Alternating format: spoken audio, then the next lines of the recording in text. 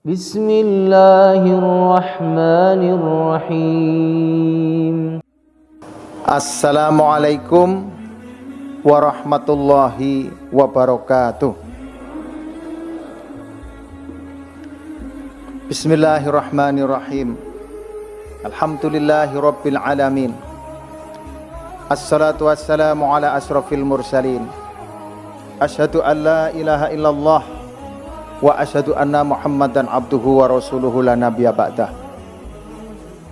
Puji dan syukur tidak pernah berhenti kita aturkan kehadirat Allah Subhanahu wa taala. Karena atas semua pemberiannya kita masih dapat melaksanakan amalan-amalan bulan suci Ramadan, dan bagi yang berjalan dengan lancar kita sudah dapat melaksanakan Syam Ramadan selama sepekan. Semoga Allah terus memberikan kemudahan sehingga dapat menyelesaikan semua amalan Ramadan tahun 1444 Hijriah.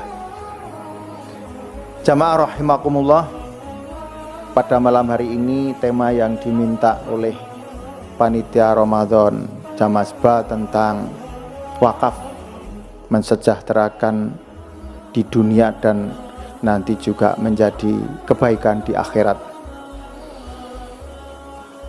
Kita tahu sebuah hadis yang kita semuanya sudah sangat hafal karena ini terus diulang-ulang. Rasulullah bersabda, "Idza matal insanu inqata'a amaluhu illa min salasin, illa min shadaqatin jariyatin aw ilmin yuntafa'u bih aw waladin sholihin yad'u lah." Ini awalan dari kita bicara tentang wakaf.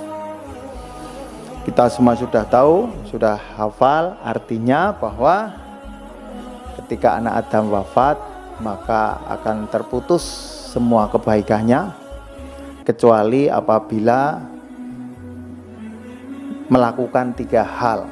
Yang pertama, shadaqatin jariyatin, sedekah jariyah, au ilmin yuntafa'u bih, atau di sini atau ilmu yang bermanfaat, awaladin sholihin yad'ulah, atau anak soleh yang terus mendoakan orang tuanya.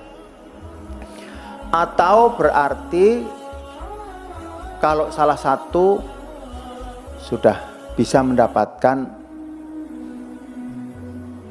kebaikan, 2 lebih baik dan akan sempurna kalau ketiga-tiganya.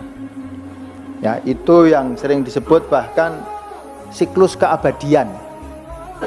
Siklus keabadian itu bisa dirasakan di dunia dan nanti tetap terus di akhirat. Ketiga-tiganya, baik itu sedekah jariyah, ilmu bermanfaat maupun anak soleh. Nah, terkait dengan wakaf ada kelanjutannya. Nah, di situ disebutkan shadaqatin jariyatin. Sebuah hadis menegaskan wa kadzalika shadaqatul jariyah wahyal wakaf. Sedekah jariyah tersebut itu wakaf. Jadi menegaskan yang dimaknai dari sedekah jariyah yang kekal itu adalah wakaf. Karena ada sedekah yang lain. Ketika kita melakukan amalan wakaf, tadi disebutkan mensejahterakan. Nah, sekarang akan kita coba membaca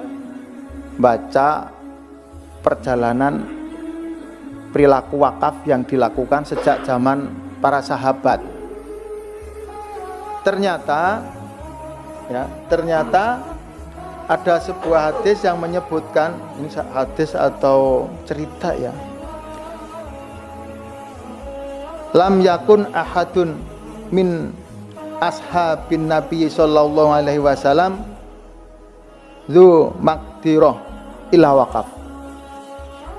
Tidak ada seorang pun sahabat Nabi yang memiliki kemampuan kecuali melakukan wakaf. Ini awalan. Ternyata perilaku wakaf itu memang sudah menjadi perilaku para sahabat. Cuman pemahaman kita dulu, saya juga sering merasakan kok terlalu kita itu dulu kurang literasinya. Itu ya Pak Imam ya. Sepemahaman kita dulu waktu saya kecil itu ngerti nek sing jenengane wakaf itu lemah bahasa Jawa ya. Tanah terus dikasihkan ikrarkan wakaf, terus fungsinya masjid paling-paling untuk madrasah atau sekolah. Padahal cerita tentang wakaf sejak zaman sahabat itu ternyata banyak. Ada sahabat yang punya kebun kurma padahal dekat masjid. Terus matur sama Rasulullah, saya punya pekarangan dekat masjid akan saya wakafkan, tapi sekarang itu masih ada kebun kurmanya. Wah, itu bagus, jangan ditebang. Yaitu tetap biarlah kurmanya itu berbuah, bahkan nanti kemanfaatan itu bisa lebih baik. Ada lagi itu kan yang sering diceritakan oleh para ustadz, itu ada Yahudi jual sumur, itu juga begitu ya, dibeli oleh sahabat, setelah itu airnya dimanfaatkan untuk umat dan macam-macam. Ternyata makna wakaf itu memang bisa mensejahterakan semacam itu. Nah, dari undang-undang wakaf sendiri juga diperbolehkan, didorong. Tadi pagi itu dari Kemenak Provinsi dan Kemenak Kulon Progo nengok tanah wakaf di PCM Sentolo. Tanah itu 900 meter untuk gudang LPG. Dulu kalau belum dimanfaatkan setahun paling-paling dapat 6 juta, 3 juta itu sudah ampuh, sudah seneng. Begitu untuk gudang LPG paling minim 100 sampai 120 juta. Ini artinya yang selama ini kita pahamkan bahwa wakaf itu hanyalah tanah kemudian untuk masjid atau paling tidak untuk madrasah atau sekolah, ternyata tidak sependek itu. Karena waktunya terbatas, akan saya kasih contoh-contoh saja, semoga nanti bisa menginspirasi dari kita semua yang ternyata kita semua bisa wakaf. Ya, bisa wakaf. Seandainya punya banyak rumah, kebetulan pas nanti tugasnya di luar sampai 5 tahun atau berapa, rumah itu diwakafkan berjangka waktu boleh. Ini saya punya rumah pinggir jalan, saya akan tugas di luar Jogja, luar Bantul kota selama 5 tahun, maka saya ikrarkan saya mewakafkannya 5 tahun. Nanti setelah 5 tahun balik, boleh. Punya mobil banyak, daripada malah macet itu Masjid Jamaspa butuh angkutan, oke ini saya wakafkan sampai nanti Jamaspa punya mobil sendiri misalnya, boleh. Itu variasinya wakaf. Bahkan wakaf tunai, wakaf berjangka juga ada. Ini masyarakat ekonomi syariah Jogja itu sering arisan terus uangnya dikumpulkan, diikrarkan itu wakaf berjangka hanya sampai batas waktu tertentu, nanti pokoknya diminta yang boleh dipakai untuk ditasyarufkan adalah dari hasil optimalisasi dana wakaf tersebut. Itu yang sesuai dengan tema yang diinginkan oleh panitia, bahwa harapannya kita berwakaf memang benar-benar mensejahterakan, tidak hanya justru merepotkan. Nah, selama ini saya melihat mengetahui wakaf dalam bentuk tanah, apalagi para wakif itu ngarani, bahasa Indonesianya ngarani itu nek jalo betul nih ngarani ini kuno Mbak, menentukan bahasa Inggris request. Wakifnya itu menentukan, pok men aku kiyi wakaf ning kudu nggo masjid, padahal deketnya sudah ada masjid. Selama ini saya sering mengedukasi, kalau memang betul-betul kekeh ya kita tolak.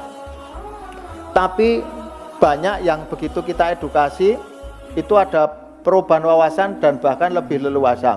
Saya pernah menerima wakaf rumah itu di Utara Hayat. Itu saya bilang begini, kebetulan beliau adalah tugasnya di Jakarta, dokter, punya rumah di sini, udah nggak terpakai, sudah pensiun dan tidak akan balik ke Jogja. Dia bilang, Pak, saya mau wakaf rumah di sana. Pak, lah tapi kalau di sana nanti kurang manfaat, kalau dijual boleh nggak? Oh boleh. Maunya untuk apa? Untuk masjid di Kulon Progo. Oh boleh. Kita jual, kita kasihkan, karena di Kulon Progo akan bangun masjid. Kita ngomong sama panitianya, saya wakaf uang dari penjualan rumah di Utara Hayat. Jalan Gedong Kuning hadap-hadapan dengan Soto Sabar, itu ruko, bahkan ruko itu juga diwakafkan. Mepet masjid nggak mungkin untuk masjid. Beliau juga orang Jakarta, namanya Pak Rudi dan Tutik, Bu Tutik dan Pak Rudi, suami istri. Makanya kita beri nama Gedung TR karena wakafnya dari Bu Tutik dan Pak Rudi. Beliau bilang, saya punya ruko, saya wakafkan, tapi nggak untuk masjid toh Pak. Enggak, jelas mepet masjid kok. Untuk apa terserah. Kita pakai justru untuk kantor. Ini artinya memang terus kita edukasi. Tetapi ada juga yang kami pernah menduruti itu angel tenan nih bahasa Indonesia, bahasa Jawa ki. Menduruti apa tuh? mengikuti wakif, tetapi saya ngenyang menawar.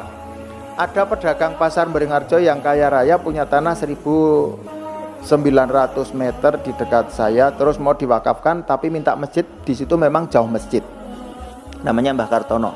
Pak, aku wakaf 1.100 meter ning aku jauh masjid. Saya bilang, Mbah, nek masjid sak sae mesti dadi. Ning nek 1.600 meter tur nanti wakafin jenengan nek sak sae eman-eman. Terus caranya gimana?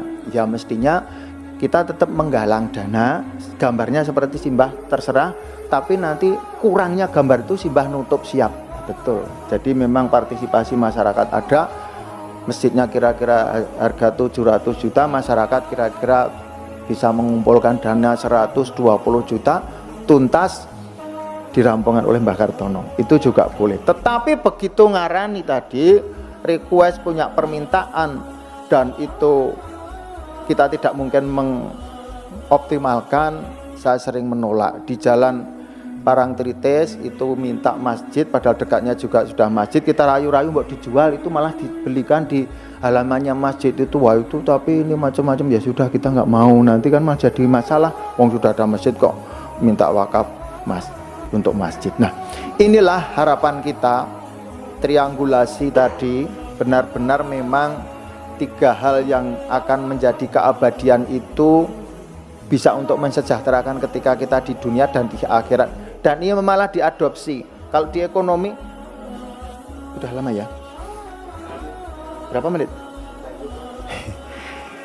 Bahkan ini yang diadopsi oleh pebisnis, oleh Cina. Namanya adalah, kalau di pebisnis itu namanya adalah passive income. Passive income itu tidak ngapa-ngapa tapi tetap mendapat penghasilan, karena memang sudah diinvestasikan dalam bentuk saham dan sebagainya. Sama dengan kita, ketika kita bisa punya wakaf 3, punya amal jariah, punya kebaikan 3 itu tadi, walaupun kita sudah wafat nanti tetap akan mendapat kiriman. Tapi yang sering lupa dipahami bahwa itu ternyata 3 hal tadi, sedekah jariah, ilmu bermanfaat, dan anak soleh, itu bermaknanya tidak hanya ketika besok kita di akhirat, tetapi juga selama kita masih di dunia ini. Mungkin itu yang dapat kami sampaikan. Mohon maaf tidak bisa ikut jamaah tarweh ini lanjut karena tadi maghribnya di Pansela. Sekarang ada istilah Pansela ya, Pantai Selatan, ini titik 0. Nah, nanti akan kembali ke Bantul yang paling utara.